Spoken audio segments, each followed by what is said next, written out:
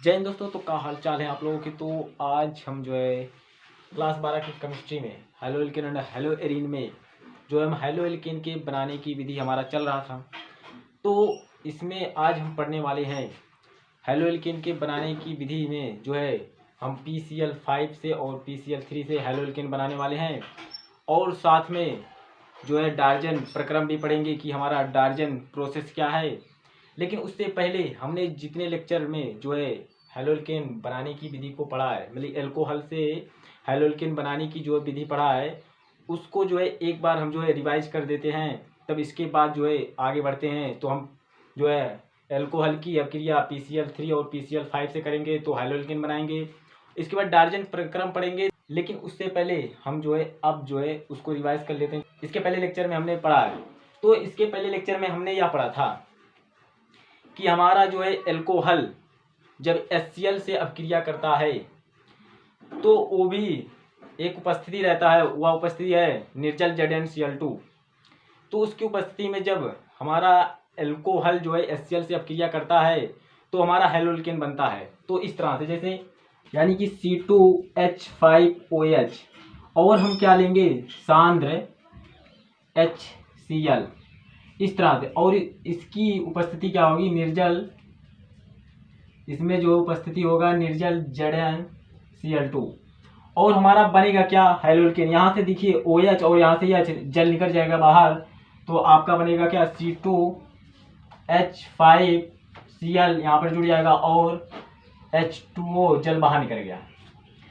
तो इस तरह से जो है आप एल्कोहल की अपक्रिया सांद्र HCl से जो है निर्जल ZnCl2 की उपस्थिति में किए तो आपका हेलोल्केन बन गया। तो इस तरह से हो गया। अब बात यहाँ पर यह है, तो हम पहला यहाँ पर एक बात लिखते हैं। तो यहाँ पर पहला बात यह है कि यह जो बनाने की विधि है, इस बनाने की विधि को हम ग्रूव प्रक्रम भी कहते हैं। क्या इस बनाने की विधि को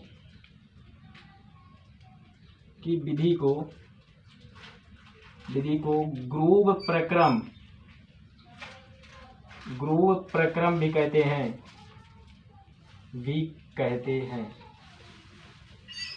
तो यह हमारा पहला बात हो गया। अब हम जो है दूसरी बात हम यह करते हैं कि हमारा दूसरा बात क्या होगा। ठीक है, तो दूसरा बात हमारा यह है, इस बात को जो है बड़े मस्त तरीके से जानते हैं। देखिए, अगर हम यहाँ पर एल्कोहल 1 डिग्री ले रहे हैं तो यहाँ पर जो है सांद्र HCl और निर्जल ZnCl2 का उपयोग किया जाएगा। और अगर 2 डिग्री एल्कोहल ले रहे हैं यहाँ पर हम, तो भी जो है सांद्र HCl और निर्जल ZnCl2 लिया जाएगा। तो इस तरह से हमारा हेलोल्केन बन जाएगा। बात यहाँ पर यह है कि अगर हम यहाँ पर जो है 3 डिग्री एल्कोहल लेंगे, 3 डिग्री अगर एल्कोहल हम लेंगे तो यहाँ पर जो सांद्र HCl यूज किए हैं, सांद्र HCl नहीं रहेगा, तनु क्या रहेगा, तनु HCl रहेगा। और जो निर्जल ZnCl2 लिए हैं, यह निर्जल ZnCl2 नहीं रहेगा, बल्कि यह जो है साधारण ताप पर ही हो जाएगा। तो बात जो है लिखते हैं 1 डिग्री एल्कोहल, 1 डिग्री एल्कोहल में सांद्र HCl 1 डिग्री तथा 2 डिग्री एल्कोहल में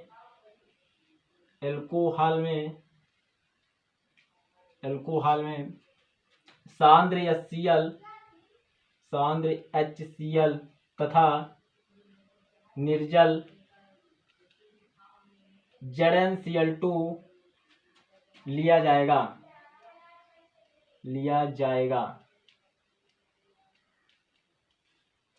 लेकिन 3 डिग्री एल्कोहल में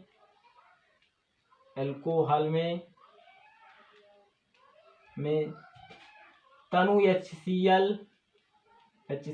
तथा साधारण ताप लिया जाएगा। तो इस तरह से जो है हमारा यह दूसरा भी बात हो गया। कि पहला बात यह था कि जो हमारा एल्कोहल सांद्र HCl और निर्जल ZnCl2 से अपक्रिया करता है तो हैलोएल्केन बनता है, तो इस विधि को जो है हम ग्रुप प्रक्रम कहते हैं। दूसरा, अगर हम यहाँ पर एल्कोहल 1 डिग्री ले रहे हैं या 2 डिग्री ले रहे हैं तो उसमें सांद्र HCl और निर्जल ZnCl2 का उपयोग किया जाएगा। लेकिन अगर यहाँ पर जो है एल्कोहल हम 3 डिग्री ले रहे हैं तो वहां पर जो है हम एल्कोहल अगर हम 3 डिग्री ले रहे हैं तो यहाँ पर जो है तनु HCl और साधारण ताप पर ही जो है अपक्रिया हो जाएगा। तो अब हम आगे एक बात और करते हैं। आगे हमारा बात यह है, तीसरा जो है पॉइंट हमारा यह है, तीसरा पॉइंट यह है कि ये जो हमारा सांद्र HCl और निर्जल ZnCl2 है, सांद्र HCl और निर्जल ZnCl2 है, इन दोनों का मिश्रण जो होता है उसे हम लुकास अभिकर्मक कहते हैं। तीसरा पॉइंट क्या है, सांद्र HCl तथा निर्जल ZnCl2 का मिश्रण लुकास अभिकर्मक कहलाता है। लुकास अभिकर्मक कहलाता है। आप यहां पर इसको हाईलाइट कर दीजिए, यानी कि सांद्र HCl और निर्जल ZnCl2 का जो मिश्रण होता है उसे हम लुकास अभिकर्मक कहते हैं। ये हमारा तीसरा पॉइंट हो गया। अब हम जो है आगे बात करते हैं। आगे हमारा यह है कि जैसे हम एल्कोहल की अपक्रिया सांद्र HCl से किए तो हमारा हैलोएल्केन बना। अब इसी तरह से जो है इस चीज को हटाते हैं और हम एल्कोहल की अपक्रिया HBr से करते हैं, यानी कि सांद्र HBr से करते हैं तो हमारा हैलोएल्केन किस तरह से बनेगा। लेकिन यहाँ पर जो है सबसे पहले हमें HBr को बनाना होगा, तो इस चीज को हटाते हैं तो हम सबसे पहले HBr को बनाते हैं। इसके बाद जो है हम HBr की अपक्रिया एल्कोहल से कर देंगे तो हमारा हैलोएल्केन किस तरह से बनेगा।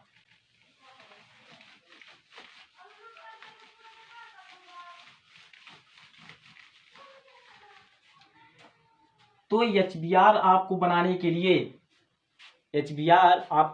के लिए सबसे पहले आप जो है KBr लीजिए, KBr।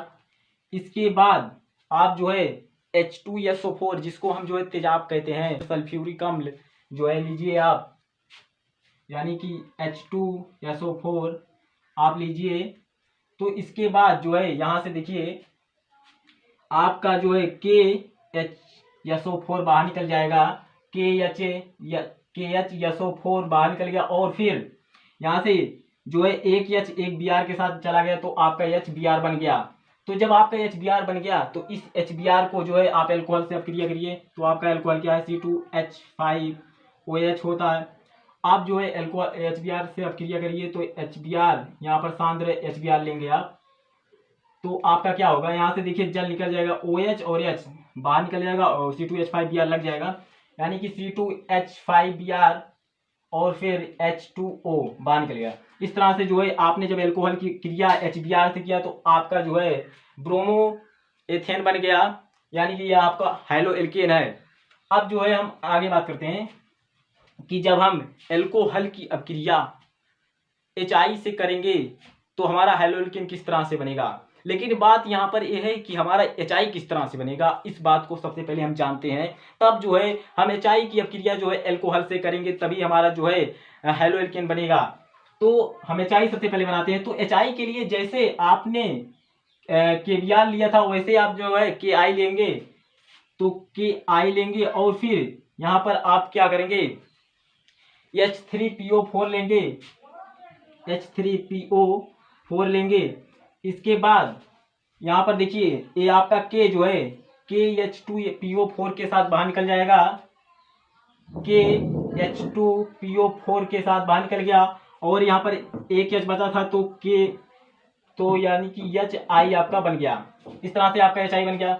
अब जो है आप एल्कोहल की क्रिया HI से कर दीजिए, C2H5OH प्लस HI, तो आपका क्या हो जाएगा, यहाँ से जो है OH और H बाहर निकल जाएगा, यानी कि H तो जल बाहर निकल जाएगा, यानी कि C2H5I लग जाएगा और जल बाहर निकल गया। इस तरह से जो है आपका आयोडो एथेन बन गया। यानी कि आपका हेलो एल्केन बन गया। जब आपने एल्कोहल की क्रिया HI से किया तो आपका हेलो एल्केन बन गया। तो अब बात यहाँ पर है कि इसके पहले आपने जो है एल्कोहल की क्रिया HCl से किया, फिर इसके बाद आपने एल्कोहल की क्रिया HBr से किया, फिर इसके बाद आपने एल्कोहल की क्रिया HI से किया। तो इन सब से जब आपने किया तो आपका हेलो एल्केन बना। अब बात यहाँ पर है कि जो है आपने HCl यूज किया और HBr HI जो किया, ये सभी यूज ने, इन सभी का जो है हमारे एल्कोहल से क्रियाशीलता का क्रम क्या होगा, तो इसको देखते हैं। यानी कि हाइड्रोजन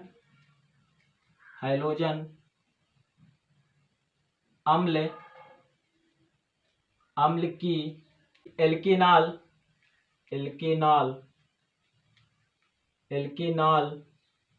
से क्रियाशीलता का क्रम।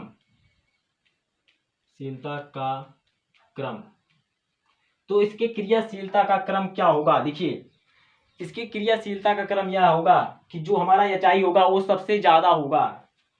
HI हमारा क्या होगा, सबसे ज्यादा होगा। फिर इसके बाद हमारा जो हमने इसके बाद HBr यूज किया था, HBr इसके बाद होगा, HBr हो गया। फिर इसके बाद जो है हमारा जो सबसे पहले हमने यूज किया था HCl, वो होगा HCl। तो ठीक है, जो है इतनी बातों को भी हमने जान लिया। तो अब जो है हम आगे बात को जानते हैं, इसको हम हटाते हैं, आगे बात को जानते हैं। आगे बात हमारा यह होगा,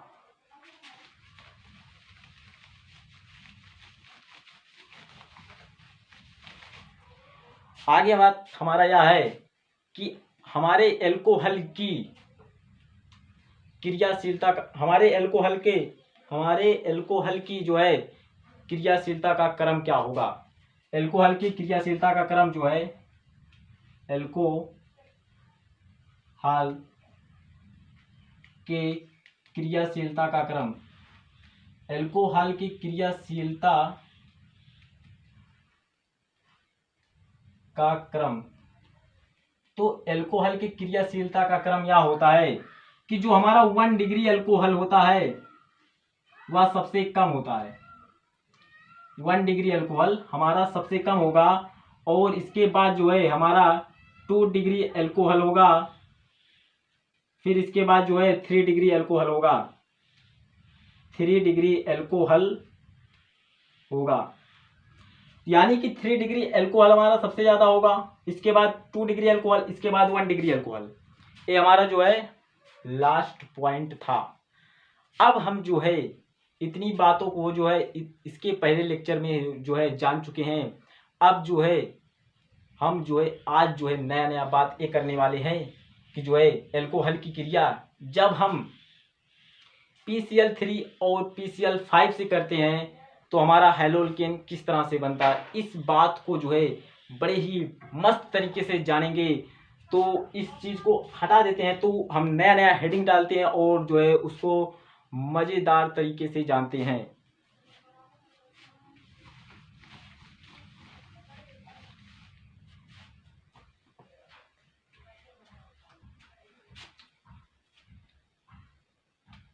एल्कोहल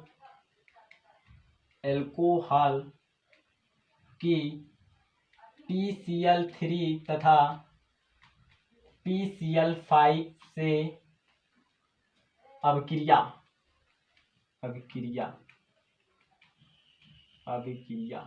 या जो है हमारे हेलो एल्केन बनाने की दूसरी विधि है। तो इसमें देखिए आपका एल्कोहल C2H5 आपका एल्कोहल है, C2H5OH, C2H5OH आपका क्या है, एल्कोहल है। आप PCl3 से इसकी अभिक्रिया करेंगे, लेकिन बात यहाँ पर यह है कि सबसे पहले हम जो है PCl3 किस तरह से बनता है इस बात को जानेंगे, तभी तो जो है हम एल्कोहल से PCl3 की अभिक्रिया करेंगे। तो सबसे पहले हम PCl3 को बनाते हैं, इसके बाद जो है PCl3 की अभिक्रिया जो है एल्कोहल से कर देते हैं, तो बड़े मस्त तरीके से हमारा जो है क्या बन जाएगा, हेलो एल्केन बन जाएगा। तो जो है सबसे पहले हम जो है PCl3 को बनाते हैं, इसको हटाते हैं। तो PCl3 किस तरह से बनेगा, उसके लिए आपको जो है यहाँ पर 2 फास्फोरस का यूज करना पड़ेगा और 3Cl2 का जो है यूज करेंगे तो आपका क्या बन जाएगा, 2PCl3 बन जाएगा।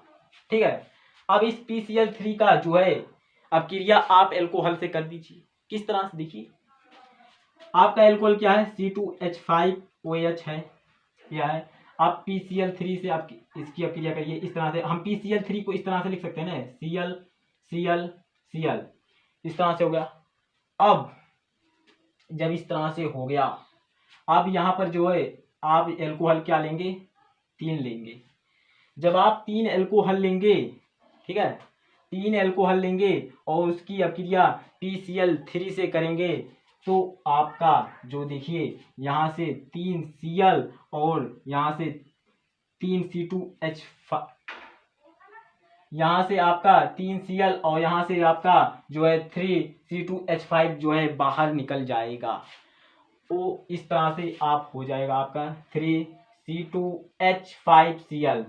ठीक है, यानी कि यहां से 3Cl निकला और यहां से 3C2H5 निकला तो आपका क्या बना, 3C2H5Cl बन गया। और इसके बाद जो है आपका यहाँ पर देखिए OH जो है 3 है और P 1 है, तो आप क्या करेंगे, H3 लिखेंगे, क्या H3, इसके बाद PO, आपका वो कितना है, 3 है, तो यानी कि H3PO3, तो यानी कि आपका 3C2H5Cl बन गया और प्लस H3PO3 बन गया। ए जब आपने एल्कोहल की क्रिया PCl3 से किया तो आपका इस तरह से जो है हेलोएल्केन बन गया। अब इसके बाद बात यह है कि अब हम एल्कोहल की क्रिया जो है PCl5 से करते हैं, तो PCl5 से किस तरह से होगा, लेकिन उससे पहले हमें जो है PCl5 को बनाना होगा। तो PCl5 किस तरह से बनेगा इस बात को जानते हैं। देखिए PCl5 आपका इस तरह से बनेगा आप जो है जैसे यहाँ पर 2 फास्फोरस लिए थे वैसे यहाँ पर भी जो है आप 2 फास्फोरस लीजिए और इसके बाद यहाँ पर जो है 2 फास्फोरस लीजिए। इसके बाद आप यहाँ पर जो है 5Cl2 लीजिए। इसके बाद आपका बन जाएगा क्या, PCl5 बन जाएगा, वो भी 2, यानी कि 2 PCl5 बन गया। अब इसकी क्रिया PCl5 की क्रिया जो है आप जो है एल्कोहल से करिए, यानी कि C2H5OH प्लस PCl5 को हम इस तरह से लिख सकते हैं, Cl Cl Cl और Cl, यहाँ पर भी Cl Cl। अब जो है आप देखिए जो है आपका जो एक H है और एक Cl, अब बाहर निकालिए इस तरह से। देखिए जो यहाँ C2 एक H एक Cl के साथ निकल जाएगा, यहाँ पर आप लिख दीजिए HCl निकल गया, फिर यहाँ पर जो है प्लस लगाइए।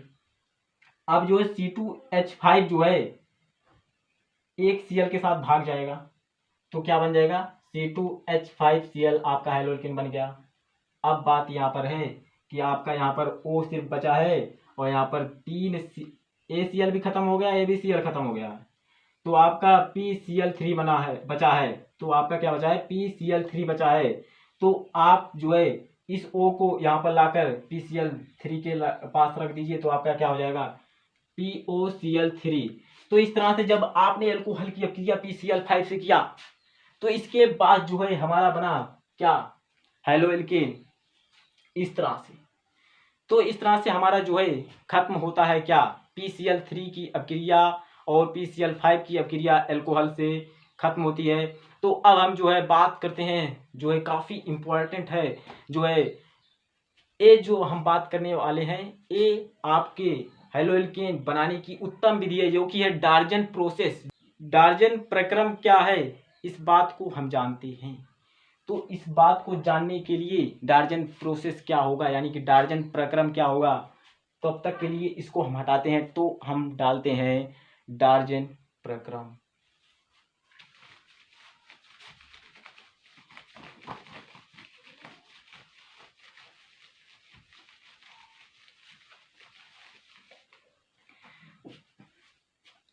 तो हमारा हेडिंग क्या होगा, डार्जन प्रक्रम। डार्जन प्रक्रम तो डार्जन प्रक्रम क्या है, इस बात को जानते हैं।